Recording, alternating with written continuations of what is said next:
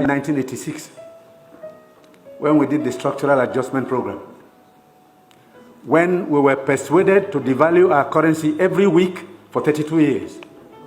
When I went to school, and many of you are here, the naira was $1.50. The naira was almost £1 sterling. They came here, persuaded some brilliant men from Harvard and the World Bank that weekly devaluation was wonderful. 32 years of devaluing your currency until we hit 527. And they were still telling us that the naira was still overvalued. That brought poverty, misery upon us. Then interest rates went to 30%. So nobody could build a factory, start a farm, produce anything, or create jobs. Because every time you bring in a shipload of rice, you also bring in a shipload of unemployment. Because you are transferring your wealth to sustain other economies. Somehow, Nigerians didn't notice it. So we became a nation of importers. Toothpicks. Each year it cost us $18 million. Importing toothpicks.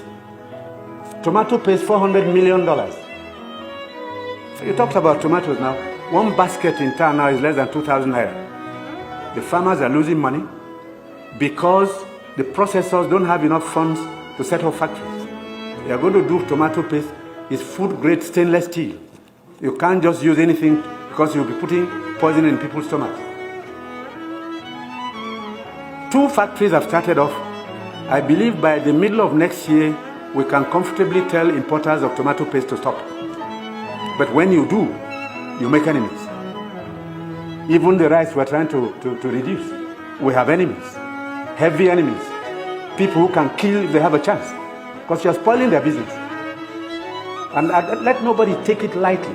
These guys have seized this country's economy, they've taken us hostage, and they have no intention of giving up. Because this is a huge market, a very sweet market, and they have taken control. And I'm saying it because I have been in this business for 41 years and I can tell you some history.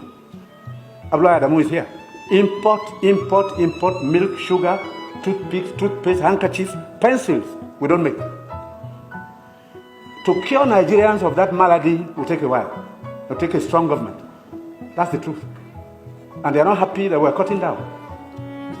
When we cut down, they lose money there. So you see all sorts of publications. We're telling lies. We're not growing rice. We're trying to demoralize the local farmers and make sure that the economy fails. That's the story of imports.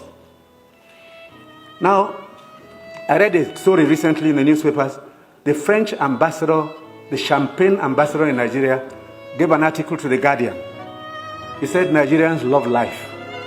We are the biggest consumers of champagne on planet Earth, more than the French who make it. There are parties you attend in some places where the only drink is champagne. Of course, the individual is free to spend his money, but his money comes from Nigeria's commonwealth.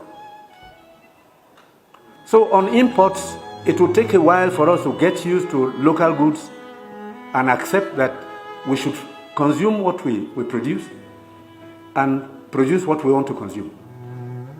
So I take your point. We have to take stern measures to cut down on imports because these young boys and girls who have no jobs today are not going to allow us to carry on enjoying life at their expense. They need jobs. They need jobs. They are children. They've graduated, they've come back home to begin a second childhood because there's no factory to employ them. And the ministries can't take any more. But somebody is making sure you fail when you want to produce at home.